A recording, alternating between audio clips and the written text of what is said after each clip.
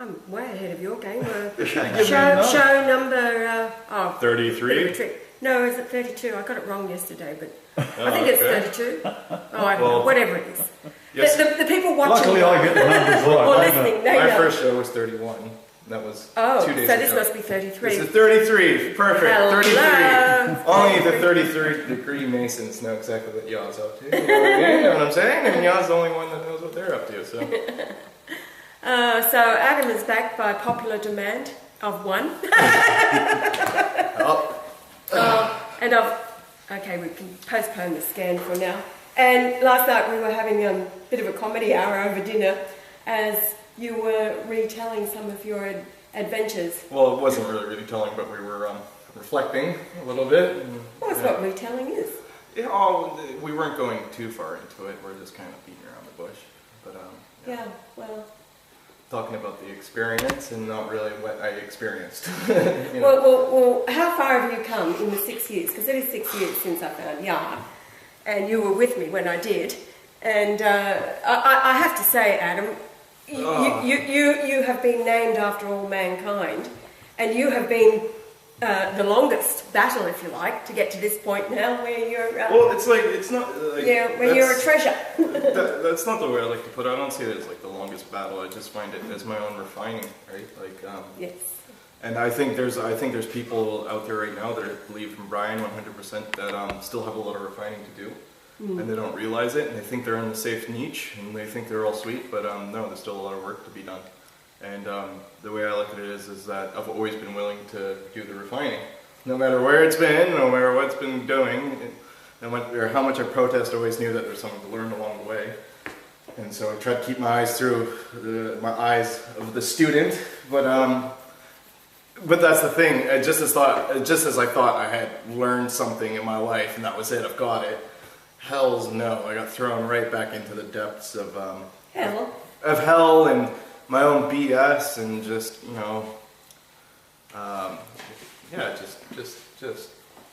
ugh. So hell really is a state of mind, isn't it? It truly is. It's a state of mind. It's depression. It's anxiety. It's really hard to explain. Honestly, I find it in the mood of depression. But the way it was hitting me, it was almost hopelessness. Hopelessness, being apathetic, having absolutely no faith, even knowing your belief, and like it's not even a belief, it's a knowing, but having absolutely no faith behind that. It's really hard to comprehend. And of course, like the mental battle, because you're thinking things that you usually don't think, like, and you're listening to other sides of the spectrum and considering everybody's option, even though you know what the truth is, and it really does your head in, and you're constantly contradicting yourself in everything that you do, and it's almost like a state of schizophrenia. But that's what hell is, and it's basically a never-ending panic attack, one long anxiety attack.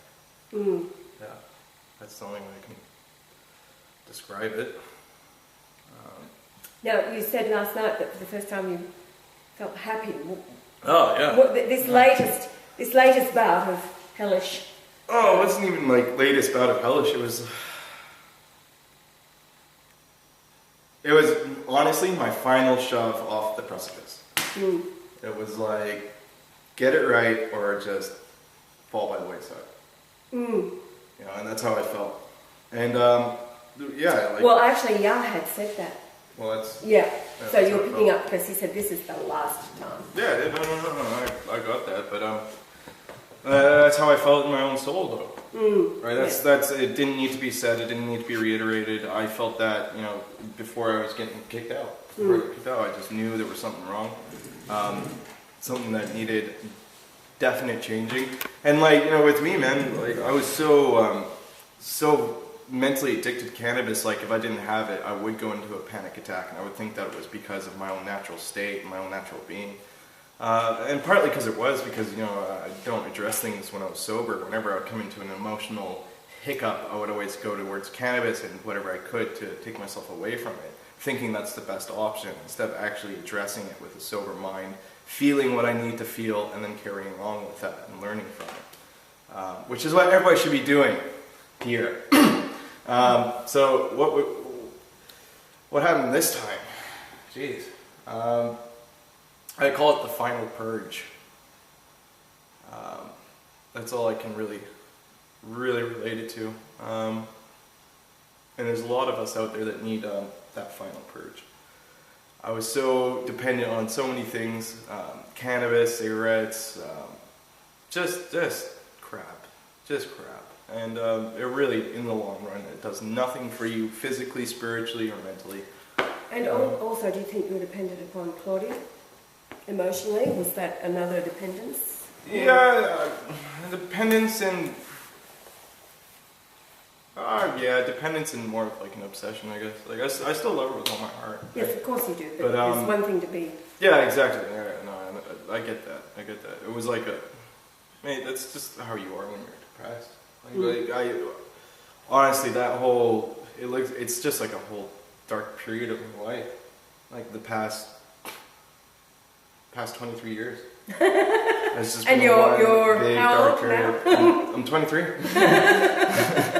Yeah, no, seriously. Just to clarify, Adam was always very different as a child.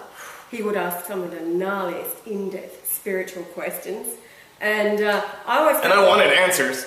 I wasn't taking no airy-fairy BS. No, well, I didn't give it. I mean, hello, I got into trouble for telling Ali and Aaron, they were 4 and 3.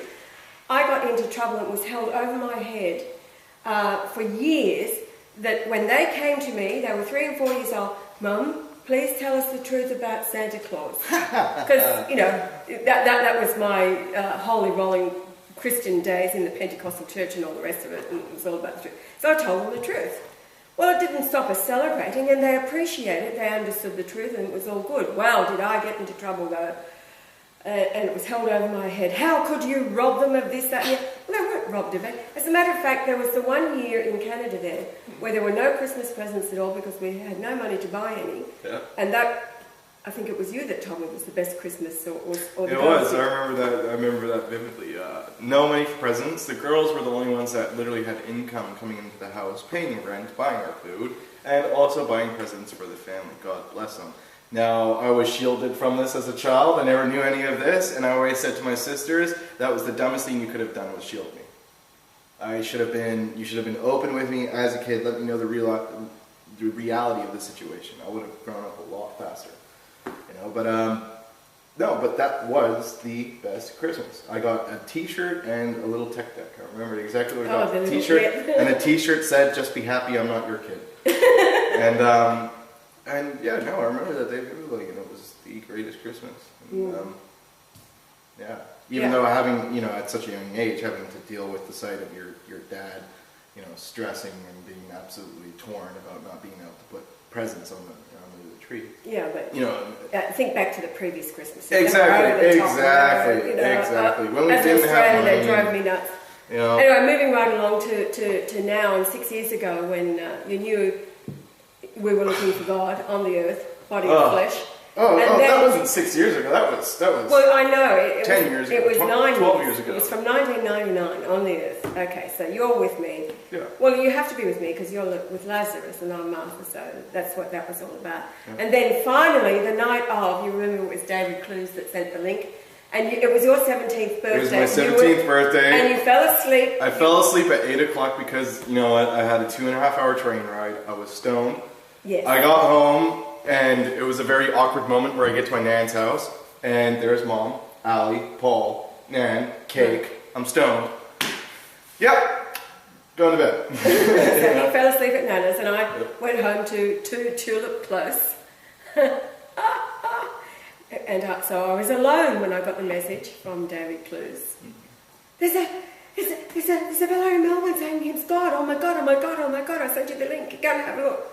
So into my Hotmail, click, and there it is. I found him. That's him. Hello, Nostradamus 13. I'm the root of Jesse, the offspring of David, the bright and morning star. That's me, he says. So that was joy and hallelujah for me. What was it for you? It was another. At the time, for me, it was just like, oh God, here we go again. Another one. But, I was open to it, right? Because I always am. Because we went through that gnarly David clues. That was so gnarly. You gotta understand. The clues. Like, had the for a kid my age, I was worn so thin with this whole God on the earth thing. I was ready to give it up. So, but Brian was like, I remember saying to Mom, I was like, look, the only way I see this working out is God is going to be hilarious. He's going to have a very crude sense of humor. And he's going to be a pot smoker. It's that simple. That's the only way I see it coming through. And so she goes, and she finds Brian. So I'm looking at this guy. Because David Clue sent me the link. I'm looking at this guy, I'm like, he's a bit serious. I just rolled my eyes and left Mom to it, and she stayed on the computer, eyes glued to the screen. I just went about my business. Didn't think anything of it. I didn't think anything would come of it, right? I just thought, oh, she'll probably make contact, and then, one thing led to another. Do you remember, though, the night? Now, you may not remember because you were stoned, but do you remember the night we stood in the courtyard? This is before I found him, not too long before I found him. And you said something about Malachi.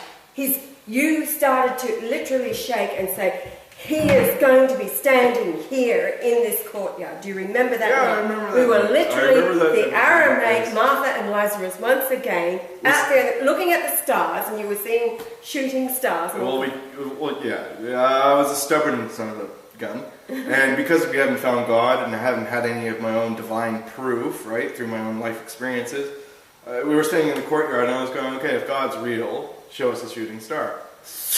I'm like, okay, that doesn't count, right? So basically, I'm such a thick-headed person. It took 19 shooting stars, repetitively, one after the other. Like, it wasn't like, within 2-minute gaps. It was like,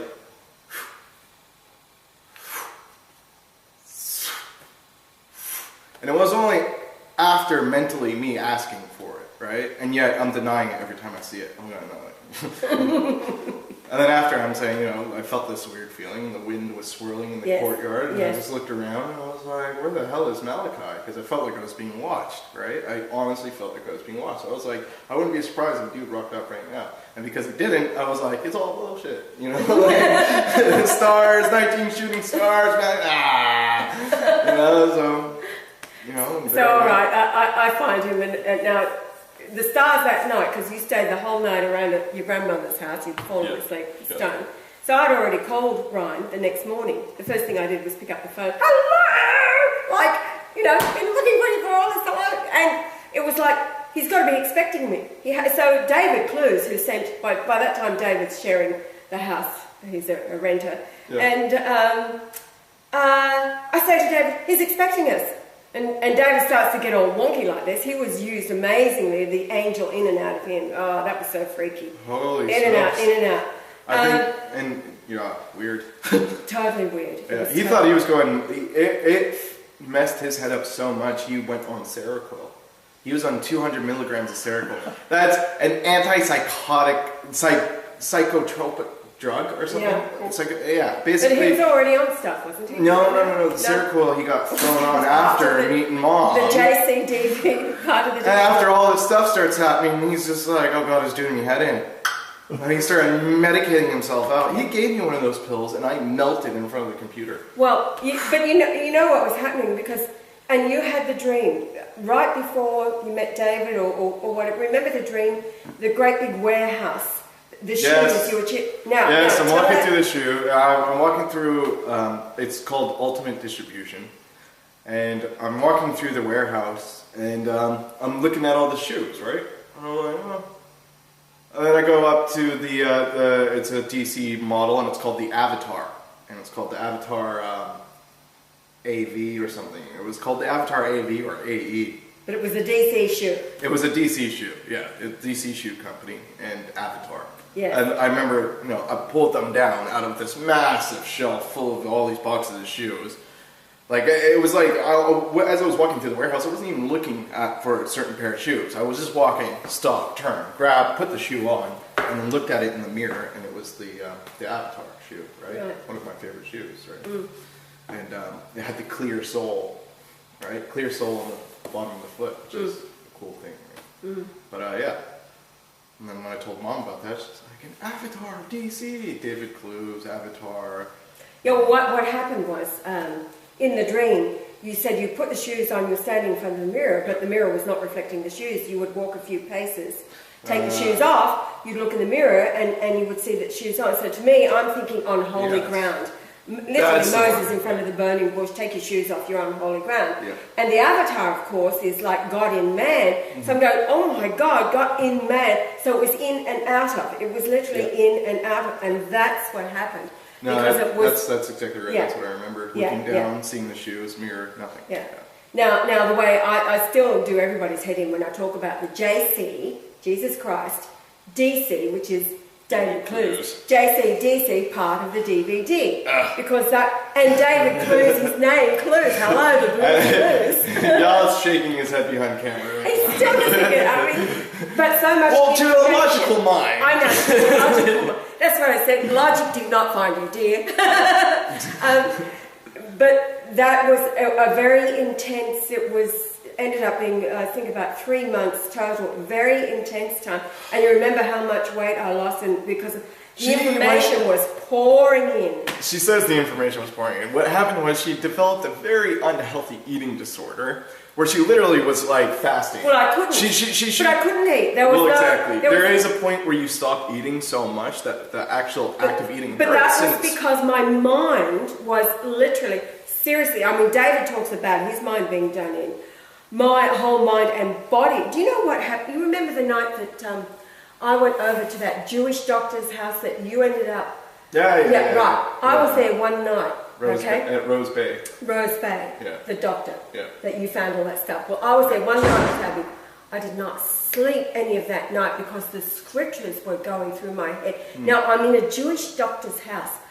I wake up and I walk out into his courtyard and I throw up. I physically throw up. And the revelation is going through my mind. I will spew thee out of my mouth. And then the Rose of Sharon, that's another name for Jesus, the Rose of Sharon. In the dream, now it was David Clues' face that comes to me in the dream because he was the dude being used, the angel in and out of David. But it was all about the Rose of Sharon and literally smelling, in the dream, smelling the Rose of Sharon. So this was that one night in the doctor's house, you know. I go back to the apartment where David... That's the one with all the pornography in those. Yeah, later Adam was there. And he had multiple passports, and they all had Israeli passports, right? And it just... He was doing something. They were into something wrong. Yeah. Anyway, but the next day, it was when I went back to the apartment, and you just looked at me, and David just looked at me and said, I'll make you a cup of tea, go out onto the balcony. I was sick, I looked like a skinny cow. It was disgusting. But, listen, this is the amazing part. David walked into the apartment. He got there a little bit after me. Yeah. He walked straight into the kitchen, and he said, I'm doused with rose oil. You know the essential oils from... I'm doused with rose oil. That rose oil really is amazing. I had just drank, and I could smell the Rose of Sharon. He walked straight into the kitchen because he'd gone to see Raymond and she was into the essential oils. And he'd been doused with the rose oil because it's the highest resonation of all the essential oils. It's the rose oil. Anyway, so this is what was going on. Literally, as the paintings, remember the paintings that I did? They were coming alive in the living room of Balmain then. So that was early 2007. And then we leave that apartment, and I have to find a place to live. We end up out in 2 Tulip Close Barrow, hello. And that's where you have the experience, Malachi. Pardon? What's that? So that's where the pussycat showed up. Oh, yeah. So, yes, tell... The main Cain. Yeah, so Yah comes our famous... because I was such a little shit back then, and I'm like, look, I've been through this so many times. If this guy's going to run through my life, and, you know, I'm expecting him to run through me mother, right? You know, just come in and leave. And so I was like, all right, if he's going to do this, he's going to pay for it. right? And so that's what I said to Mom. I was like, that's it. You know, he wants to buy it. He can buy my belief. That's where I'm at with this. So of course Brian hands me the cash, and I'm like, what am I gonna do with this? I got an idea. I ended up going up city and spending the cash on some of the best dope I could find, right? Really killer stuff. Amazing. And so we set up this whole idea that, you know, me and Brian are gonna have a smoke out, and yada yada yada. So, cool. Why not? I roll up a fat dude. Ryan rocks up, you know, how you going? Blah, blah, blah. Alright, yeah, good man. Start smoking a joint with him. Now, Brian starts reflecting about the first time he smoked pot. Was in a dugout with an Indian in Canada behind the local cop shop. I'm listening to him as I'm smoking. I'm like, thinking in my own mind. I was like, yeah. And a few years after the first time I was smoking in a dugout with an Indian and behind the local cop shop in Steveston. So I'm like, huh. So as you can see in my own mind, I'm thinking God would smoke pot, right? And here he is talking about the first time, his first experiences with cannabis, and it's in a dugout with an Indian behind the local cop shop. I'm thinking about my first experiences with cannabis in the dugout with an Indian behind the local cop shop. How old were you? About 46, 47. How old were you? I was about, 13, 14, 15, right? And yeah, so we're smoking back and forth. He's handling the joint very well. Like this is a big 2-gram bomber. This is a huge thing. And we're smoking and just small chat. And then the joint finishes, and I go, we're sitting in the back in the courtyard at this point, and I'm going, would you like to come into the shed for a few bongs? And he's like, yeah, okay. And honestly, he was content. He was good. He looked fine. Now he had already warned me what happens to him. Yeah, but he seemed fine at that point. Now we go into the garage, into the shed, and sit down. And I'm ready to pack up a bong. And Brian goes, "Oh, what water's in there?" And I go, "Oh, just water." And he's like, "No, put my stuff in it." And at this time, he was bringing over the silver water with a drop of his blood in it. And I'm thinking, "Okay, fucking kidding me or what?" Like, okay. Go for it, right? So I pour some water in it, and I pull a couple myself, a couple cones, and then I throw Brian one, and I go, "Here you go." And then that's when I just seen the face change. It just suddenly went from and I passed it to him, and he looked at it, and he was like, "This is the most phallic thing I've ever seen in my life." And he's like, I'm like, "Oh, okay, yeah, see that little hole there? That's called the shotgun hole. You gotta cover that too." And he goes, "What is this?" "It looks like a woman's genitalia." "It looks like a woman's genitalia." "Oh my god, this is the most phallic thing I've ever seen. A woman's genitalia and a phallic symbol here." And I'm looking at it and I'm going, what the fuck has just happened? He hasn't even smoked yet, right? So he gets down to it, he smokes it, and I'm thinking, God, if he's going to smoke that, and he's like this already, this is going south pretty quick. South, all right. Oh, yeah. So he smokes that one, I smoke a couple more, and I pack him another one, he smokes it. He's going on about how my mother's pregnant with twins. I met her last week. Right? He's just like, "We're saving the world! Your mother's pregnant with twins! Oh, it's a beautiful story! Oh, the phallic woman genitalia!" And I'm sitting there going, oh dear Lord. And I clicked on a song, right? And I'm looking at the machete. And I clicked on the song. And the song comes on, and it goes, "I'm Jesus in reverse, the son of Satan with the firearm." Like, word to blood, apocalyptic firestorm. And I'm looking at him like, "I'll be right back." I went into the kitchen, right? I leave Brian to it, right? And he's laughing as he's going, "Women genitalia, women genitalia." And walking out, I go into the kitchen. Mom's in the kitchen doing something. I think she's fixing sandwiches. Preparing some something food. to eat. Yeah. And I walked up to her and I said, I was very calm about it. Usually I would blow the fuck up. I would go nuts. I'm sorry for the language, but I would drop it. I would go nuts. I would lose it. So I go up to Mom and I go, "Tell me honestly." No, you didn't say. You just looked at me. I said, "Are you pregnant?" Are you pregnant? I said, "Are you pregnant?" No. And to my relief, she looked at me like, What was the look he gave me? God, it was... What planet did you just arrive from? No! Yes. So when with that, I went, right. I'm going to my room. No, I went back into the shed. Okay. I went back into the shed, and then I sat down, I calmed down, I stopped looking at the machete and looking at Brian. I looked at Brian, and then he goes, what about this water? Should we drink it? That water? I'm like, no, you don't drink the water. That's mixed with tobacco. That's all the filtered stuff out of the crap that you don't want inside your body. You don't drink the water. And he's just like,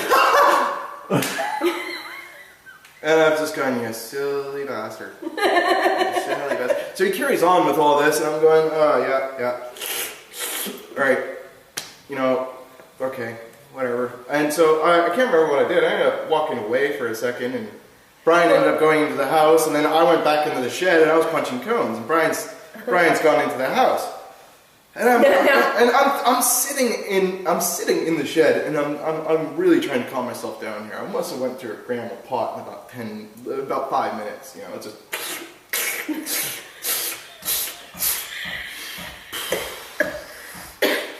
Just really trying to grasp my head around the insanity after dealing with JCDC, part of the DVD. And then now we got Leonard Golightly Marshall. Which led us straight to the real meal deal. Yeah, and this is my first impression of God.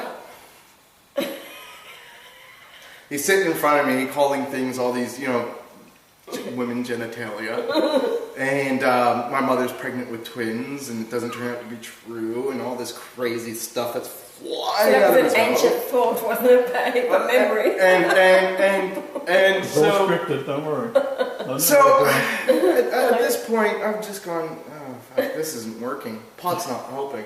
I could sit here and smoke the whole lot. It's not going to do shit. I'm going to, you know what? And I never napped during the day until that day. I was like, I'm going to sleep. This is doing my head in. And just when I think it's over, right? I'm just going to walk in. I'm not going to look at anyone. I'm going to walk in, turn left, go to my room, down the hallway, shut it, and wait for this nightmare to be over, okay? Open the sliding door. I just see from the, you open the sliding door, you got the curtain here, and I just see about, from the shoulders back, a body, and it looks like a decapitated head via the curtain. The curtain's the guillotine. And I'm hearing a meowing, but it's like a meowing from a tin can. It's like, meow, meow, meow. And I'm going, and there's Brian, sure enough, head in a bowl, in the curtain, head up against the window, right? And meowing like a cat in the bowl. I just looked at Mom. I just looked at Brian. Que sera. Went into my bedroom. Trying to forget the whole thing. Now, I'll tell you what. From that point on, he's been able to smoke me underneath the table. That first impression was absolutely just for me. I honestly believe that he handles his pot absolutely fine, but that was just for me because, the shit I had to deal with, folks, seriously, and that I got over, all the stuff that I got over, nobody has an excuse not to believe in Brian. If I can get over that hurdle of all this shit that I've been through in one lifetime, if I can get through that hurdle without once being locked up in an insane asylum and all that nonsense, man, none of you have an issue. Oh, he smokes pot, he can't be correct. Get over yourself. Oh, he swears, he can't be correct. Get over yourself. My Lord. You know what? After what I've been through, Brian would be right to come in and kick you in the nuts, and you should still be able to believe in him and be like, yeah, that's God. That's God. He should be able to just come in and... Smiter, the mighty smiter. No, not even smite. Just come in and insult your entire family. Alright? Oh, just come in and... No. Just bag everybody out. Come in and insult your entire family and just, make you lose your job and all that nonsense, and you wouldn't have anything above what I got over. So, seriously, folks. So it wasn't too long after that, was it, that you were sent back to Canada for a bit of time out, wasn't it? Oh, I wasn't sent back for a bit of a time out. Well, yes, you were. Well, yeah, right. But like, I was expecting to be over there for a couple months. I ended up staying for like 9 months, wasn't it? 8 or 9 months. 8 or 9 Gestation.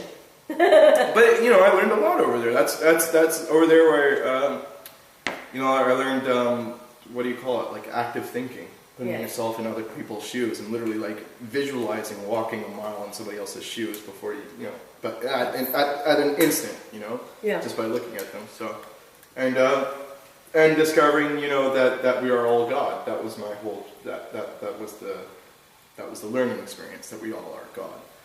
And then, of course, that helped when I got back to Australia, because after listening to Brian and his sober mind, that's what he was saying. And I was like, that's what I discovered on my own, and I knew that to be true. So I was like, okay, he's onto something here. But honestly, it was in Canada that I also started going into the whole Pleiades, and that's, when it, down that rabbit hole. Yes, and I exhausted it. Yes. I went to the very end of it, and until I was like, yeah, this is crap.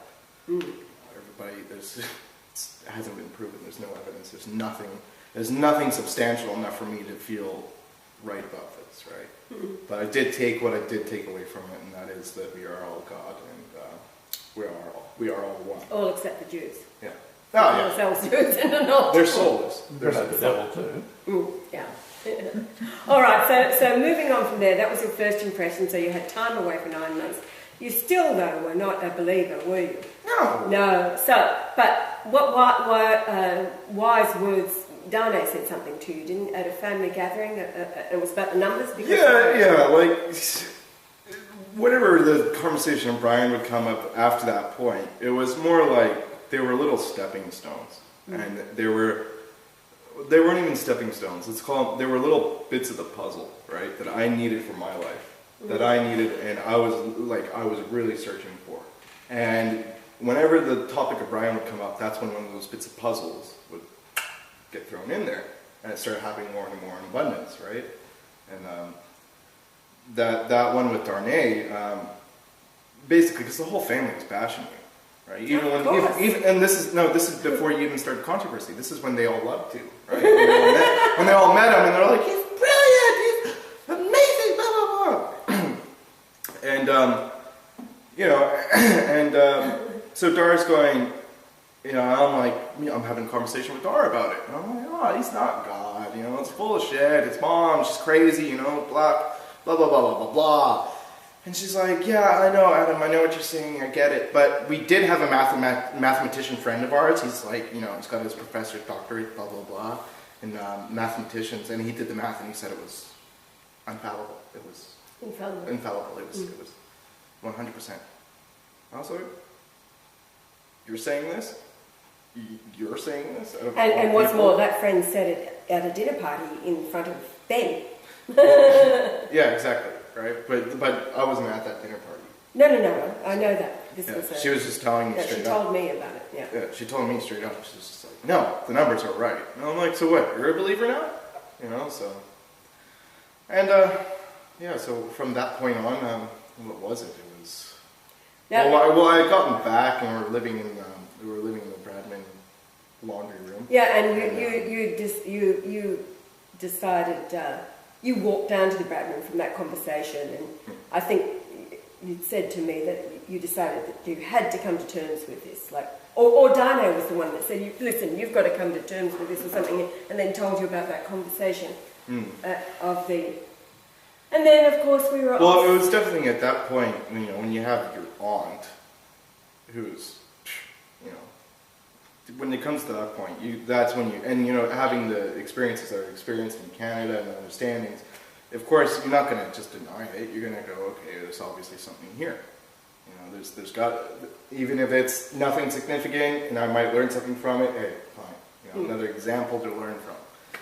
And, so... And also at that point, we were totally into the, colloidal silver that Brian was into. We're making and that to me was really brilliant. And, and I respected him on all manners for that as well. I'm like, I don't believe he's Christ, but everything he's doing is absolutely brilliant, 100%.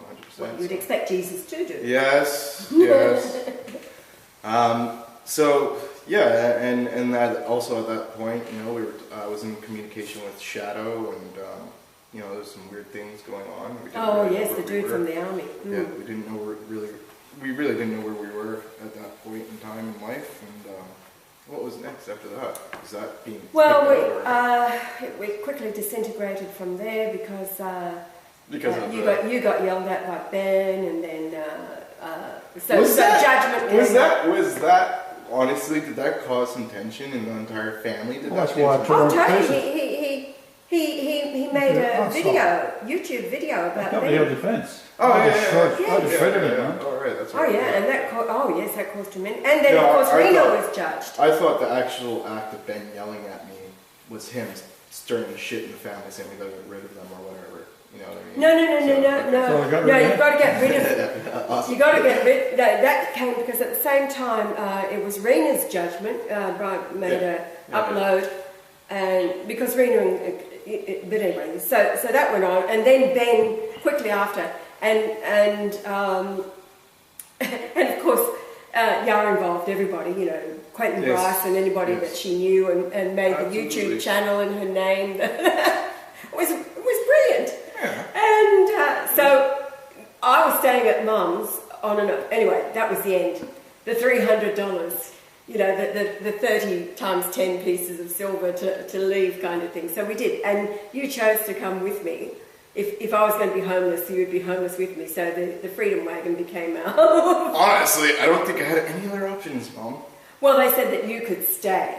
They told you that, but you chose to go. I wouldn't stay with them savages, Jesus.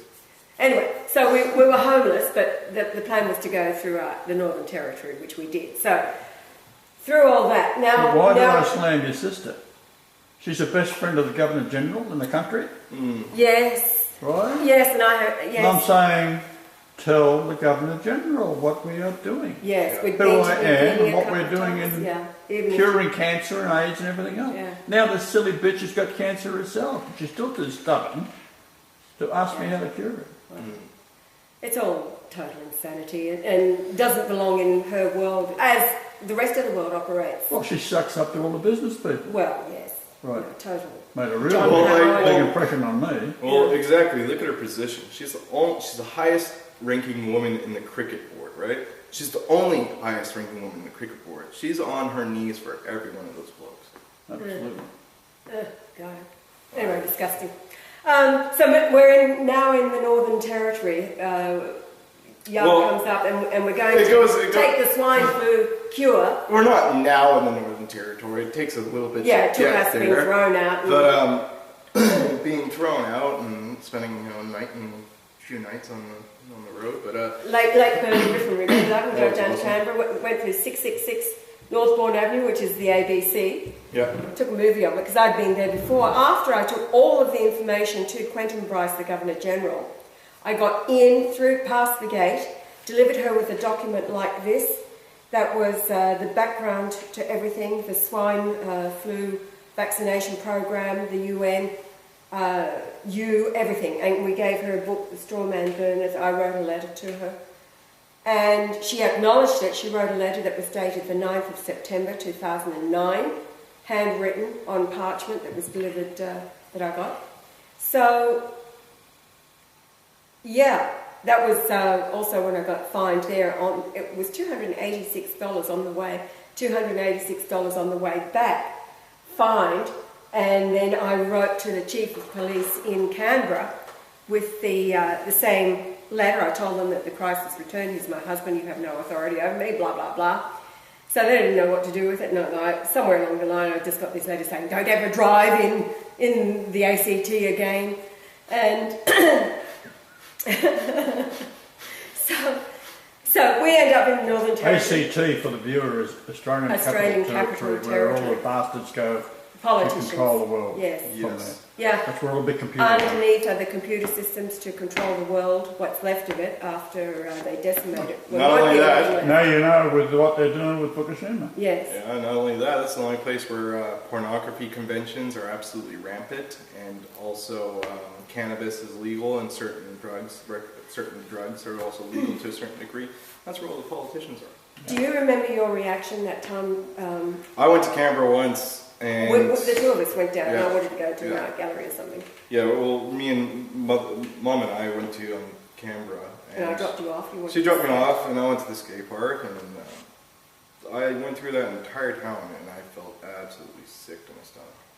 I felt like shit the entire day. I felt like, I knew what it was. I knew exactly what it was. I knew it was the architect and the layout of the land and the forces and the energy of it was just so. But the point is that you phoned me within a very short time. It was only about half an hour that I dropped you off. You phoned me and said, "Get me out of here before I do something." So I left. We left because you were feeling really sick, angry. You were feeling angry. I was absolutely. I almost caused an accident. I was so pissed off. Yeah. You know, I was so angry. I almost caused an accident. This poor Asian lady in her car. You know, like she was driving down the highway, basically, or not the highway, but the causeway, and it's like 70, 80, and like literally, she's like standing out and stood in front of her car. Like I stood in front of her car to make her, and she was like, you know, and I was like, oh, this is not good. No, this is really not good. Yeah, it was strange, very strange, and it's breaking one of my favorite skateboards. Pardon? I was feeling okay. Yeah, you were in Melbourne. All right, so now tell the point when you had a breakthrough. This was through the Northern Territory, or fear of being left there. Well, that wasn't the breakthrough. No, that was that night though. That was okay. I confronted Brian about some stuff and basically got in an argument. I was like, oh, I don't like what you're doing with me, Mom. And Brian's just like, the hell, you smoked on my pot. And I was just like, oh shit, here we go. And like, it was just this conversation. It wasn't a conversation, it was an argument. And me and my stupid mentality, I was a little prick back then. So I went to bed. I was just like, I'm fuming. I get woken up, crack of dawn, woken up. There's Mom. She's going, here's $50. Brian doesn't want any more of this crap on the road. There's a nice woman inside. Her name's like Ashley. She's about 22 years old. She said she'll help you up and you can work until the next bus comes in and go back to the city. Now, mind you, folks, she's about to leave me in the middle of nowhere. I was sitting in the middle of the road the night before, actually about 5 o'clock before, sitting in the middle of the road for an hour, listening to the iPod, smoking cigarettes, looking in one direction. No cars. I turned around for the second hour and faced the other direction and smoked cigarettes for another hour. No cars. Until I was bored of sitting in the middle of a bloody road, a highway, mind you, and so I went back in. This is where they were going to leave me. All right. In the middle of nowhere. Nowhere. She's telling me that, there'll be a bus coming through. And I'm like, I've seen one in the past 24 hours. One, So I'm thinking, oh God. And I started bawling my eyes out and I'm begging. You're on your knees. I was on my knees and I'm like, please, for God's sakes, you can't just, I will shut my mouth. You'll never hear another word from me again. I won't even breathe. I'll breathe in a bag. Please, just listen. And sure enough, after my begging and crying my eyes out, Mom was going to leave me there. Mom was straight up, that's her devotion to Christ right there. Ready to leave her only son in the middle of the desert, And, you had the dog with you. I had the dog with me, right? So that was all right. But Brian's just like, I was never going to leave you there. I'm like, Mom, what is it? And Mom's just like, God, what? Anything, Brian, I'm like, oh, jeez. Oh, Christ. So anyways, I got back into the car eventually. Okay, well, let's hear my side. Okay, so Brian says this to me. He's got the car going. He says, I'm not taking it. He's not going further or not. So I go, he says, go and tell him. I go, okay. So I'm walking to the car and I'm thinking about the sacrifice of Abraham. And I'm thinking, well, he was saved by the ram in the thicket. So this is going to be interesting. So I'm playing in my mind as I just the fact that you said, thinking about this is the sacrifice of Abraham. She pulls out the sheath. He didn't have to use it, right? Now, so I'm thinking, all right, this is interesting. I just felt totally like this is a play. Literally, we are all but bit players in this movie set that's playing out. So I go and I deliver the good news to him. He's begging. So I'm looking at my son crying and begging, and I'm thinking to myself, So now I'm walking back to the car, and I said, he's crying right now, I'm begging. So he says to me, tell him to get in the car. So I go, I walk back and I say, pack up and get in the car. Well, because the night before you took your time. He was complaining, silently moaning, complaining, and taking. Mind you, this is before I had any notion of a healthy work ethic, right? So any work was. He was being a total shit. Yeah, absolutely. So he was in the car within minutes, and he sat in the back there, the extended cab, and said nothing for a very long time. And then he just kind of mellowed in, the occasional friendly comment and joined into it, and then we got to Uluru that night. So this was the 7th of July, 2009.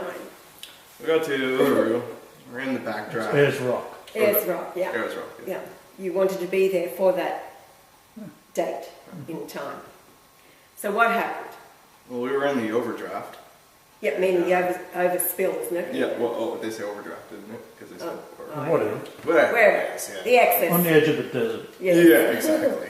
At a caravan park and, set up the tent and everything. Mom and Brian's gone to sleep. And, I was sitting there and I was kind of perplexed, I had a DVD player and everything, I had all the entertainment in the world, but I was just like, fuck it, I'm going to grab one of these books, I'm going to grab one of Brian's books, I'm going to sit down, and I'm going to read it, and I'm going to give it a shot. But I didn't have that thought until after I smoked a bit of cannabis, right? I smoked the last bit of pot and I was like, yeah, no, forget the DVD for now, forget everything else I've been occupying my mind with, I'll just grab this book, see where it takes me, right? Mind you, I've never written a book at this point, like an entire book from page to ending, right? So, from cover to ending. So, I open the book and I start reading it, and what's going on about all this, golfing and how to maximize your, and it was the Coriolis effect. I'm like, what the hell does this have to do with anything? So I ended up reading the whole Coriolis effect thing, and then I open up and it's like, introduction, and I'm like, damn it, So, but by that time, I'm like, all right, he's very logical in the way he thinks it is. That's pretty damn amazing. That makes a lot of sense, right? So then we go into it, and it took me, I think, 19 pages. I got to the 19th page where he was talking about the lunations and the masonry layers of the pyramid. And that's what just hit it on the head for me. Because I had an experience when I was in year 7 of... year 8 of high school. No, year 7 of high school. And what it was is I had a failing grade. I actually didn't have a failing grade. Me, Carney, and Daryl, we all had I's, which means incompletes. Means that we would have to redo that entire year because we were just so crap. So the teacher, Mrs. I can't remember what her name was, but Mrs. Rollo, she goes, all right, boys, there's a new subject coming up. If you can smash it, I might be able to give you passing grade, which is like a C, right? And we were like, oh, okay. But she was like under the influence that we were juvenile delinquents and we wouldn't amount to anything in life. That's what she literally told us, right? Because we were the 3 dickheads of the classroom. So, and actually, no, it was us asking her what the next subject was. We were like, all right, if that's the way you view it, what's the next subject? And she said, Egypt. And I was like, all right, guys, let's smash it. Now, kids were taking home a project and doing a project a week. We did 3 a day. We went in, we asked her, we said, can we leave the classroom? It's too distracting, right? Because we were making everybody laugh. We were the class clowns. We said, can we leave the classroom, go to the empty one across there? And she's like, thinking that we're going to all dick around. We're like, no, we're going to smash it. We went in and we made models, we made pyramids, we made absolutely, irrigation systems, all of that. We did the whole lot. We did 3 a day each, right? And she ended up giving us a passing grade. We all got like B minuses, right? Or B plus. And she's like, I would have given you an A if you attended class. Because we'd come into, a few classes a week, but we were smashing it, right? Like, why be there if, the project you're supposed to do for that week, you've already done 3 of them. You don't need to be there. You got your passing grade. So, and she was really impressed by it. And then, of course, after that, she was like, so, are you going to carry on doing it? We're like, no, we just want to prove you wrong.